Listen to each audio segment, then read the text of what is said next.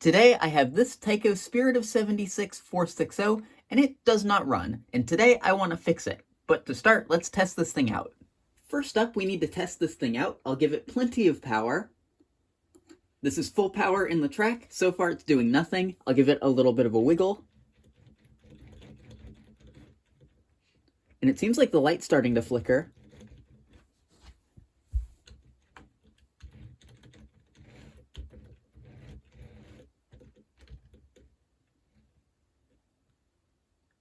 Well, now the headlight is solidly on, and as you can hear, there's absolutely nothing coming from the motor. So the model is getting power, although not very well, but the motor isn't turning over.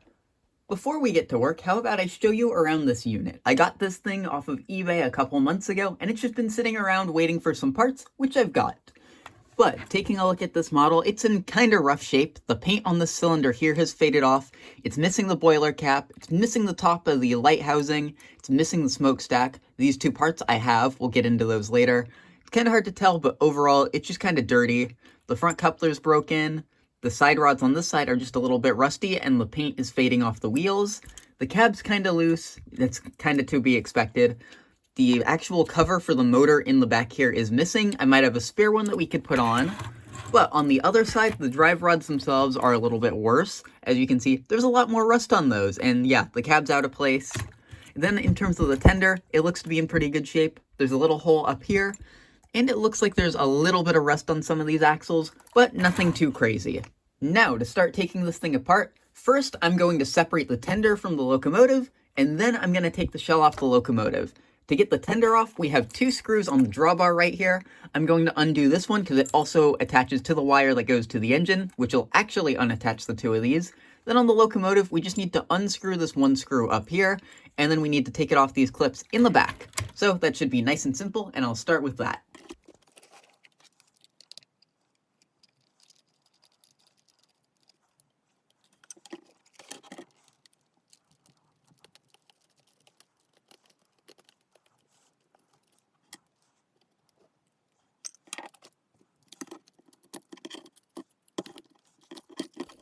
So everything's taken apart. I did do a tiny little bit of a disassembly off camera.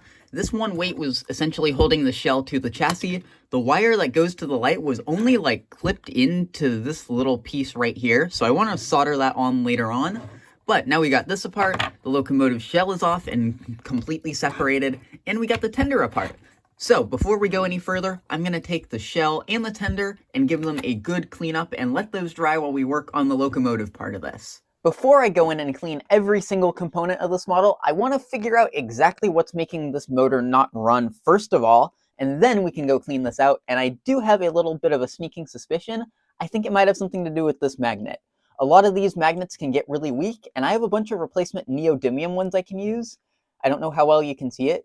Usually you can kind of feel the magnet working a little bit more, and I can feel it a little bit, but it does not feel very strong. I would not be surprised if that's why this model is not running. So what I'll do, just to make sure there isn't any weird electrical issue, I've got two leads right here. I'm going to put them directly to the brushes and see if anything happens.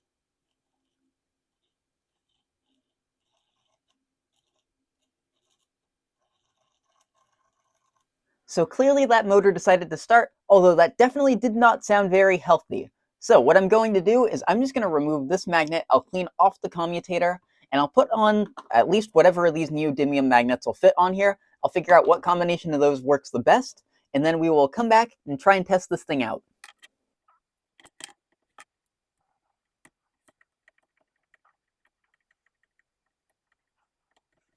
So I spent just a couple seconds cleaning up this commutator. I definitely need to do a lot more work because that does not look very good.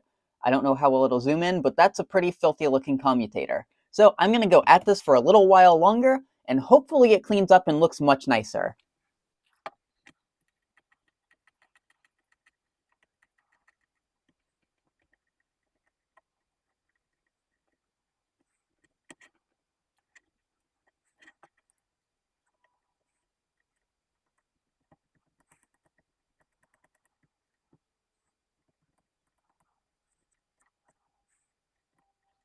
So I am back with just a little bit of news on this project.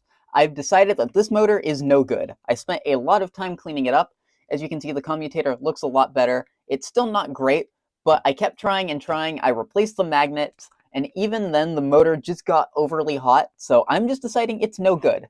And luckily for this project, I have this spare, which is exactly the same. I believe it's got the exact same worm gear and everything that we need on it. So I think I'm just going to remove this motor, but before we do that, I'm going to part this thing out. I'm going to reuse this one wire, and then we can throw this motor back on the locomotive. But before that, I think it's probably time to clean out the wheels and the gearbox and everything down in there. So I'll start by wiring this, then we can go on to working on the chassis of the locomotive.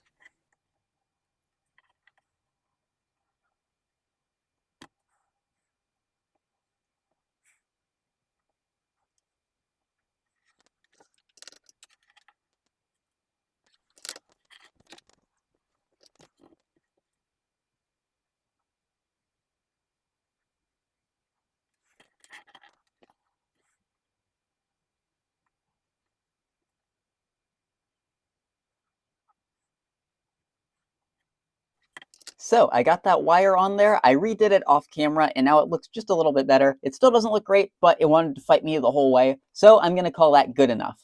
Now we can just kind of flip this over and we can start undoing screws. This one's kind of the important one that holds in the motor, so I'm going to have to save this screw. I think I'll just screw it directly into the other motor if I can. At least I thought that was the one that held the motor in.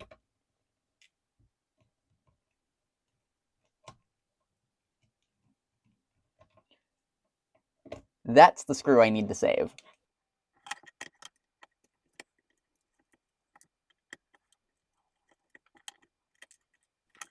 Now that that plate's removed, it really doesn't look all that bad under here. It can certainly use a good cleaning, but it should not be that ridiculous.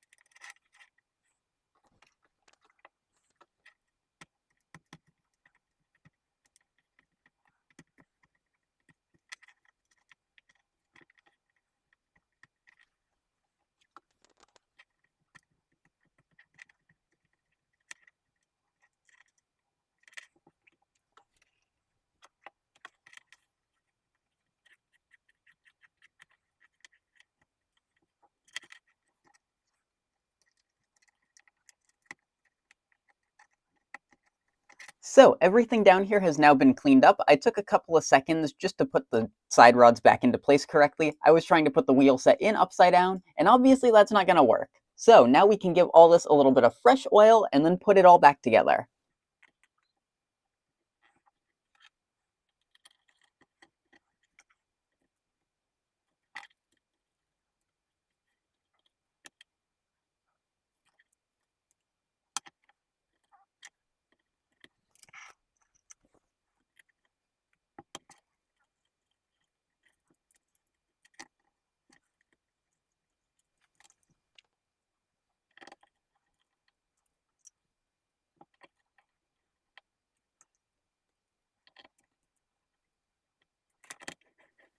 Now that that bit's done, it's time to give all these side rods a little bit of fresh oil. I did try and clean some of the rust off camera. It did not go great, so I'm going to leave it on there. It gives it kind of like a patina look, which is kind of neat.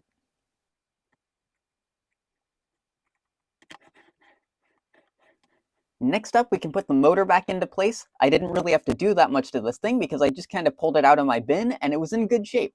So all I did was put on the magnets. I didn't even have to give it fresh oil or anything. It ran perfectly fine. So I'm leaving it as it is.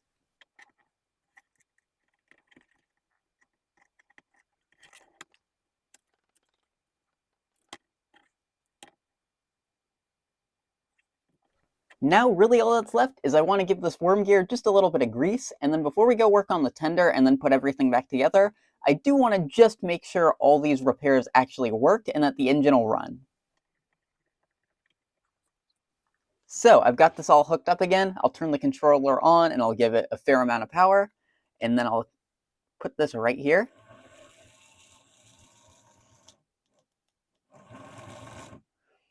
And even though it sprayed a little bit of grease everywhere, I'll need to clean that up. That seems like it was a success, so now we can move on to the tender. So before we can put the shell back on, I set the weight back in the locomotive, and I'm just going to solder this one wire on off camera. It's just the wire for the headlight that I talked about earlier. It's not anything particularly interesting. So the wire has been soldered on, as you can see. That should do the job, and now it's time to put this thing back together.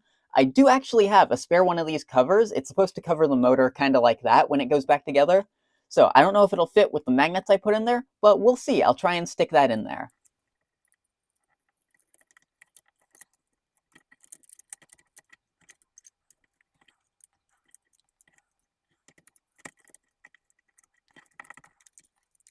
So I'm back. It's now a little while later, and I had some issues trying to put this thing back together. The shell apparently caught on the motor and actually broke the old brush plate that was on here. There's part of it. There's more of it. So off camera, what I had to do is I had to completely dissect the old motor. I had to use my Northwest short line gear puller, which I have right here. This has been such a great tool. I had to use that to get the worm gears off both of these things. I was already planning to do so on the old motor, but now I had to do it on both of them. And I just rebuilt the motor, and it seems to be perfectly fine. While I was in there, I also redid the wiring because I was not happy with it. But I haven't screwed anything in yet, and we've got everything together. We've even got this plate back here as well. So now it's time to put this thing in the cradle, and then we can put everything back together for good.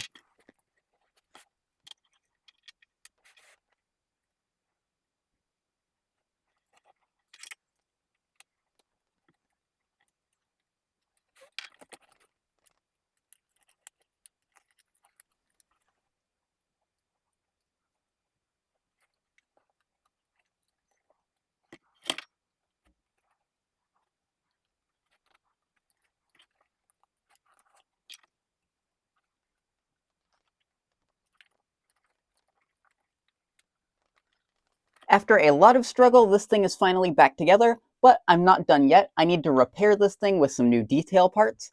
I've got the old smokestack right here, and then I've also got a new boiler cap laying around, so let me go grab that really quick.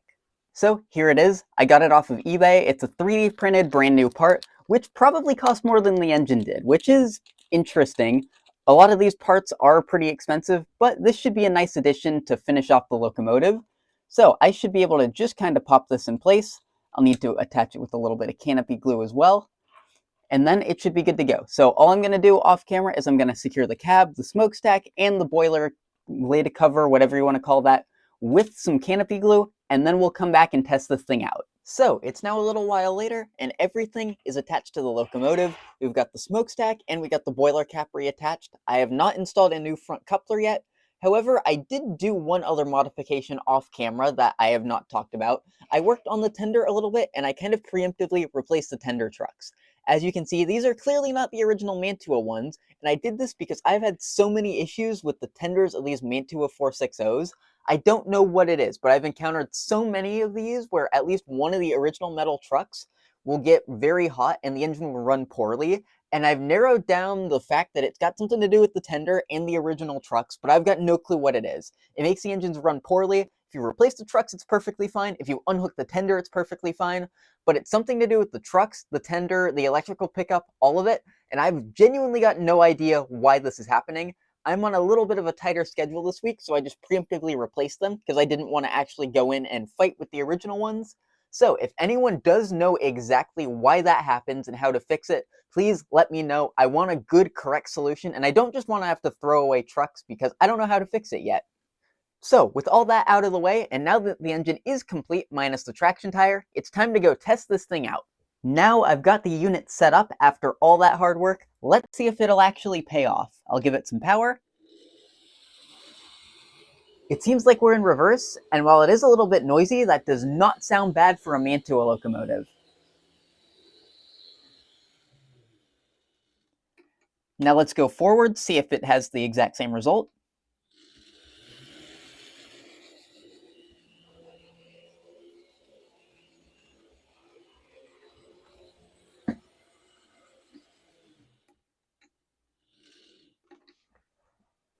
So, despite all the hiccups I ran into while working on this model, and there were a lot of them, I think it turned out pretty well. There is one other little project I want to experiment with this thing on. It has to do with traction tires, but for that I need to get some more materials. So, you might be seeing this thing again in the future, but for now, this engine should be good to go.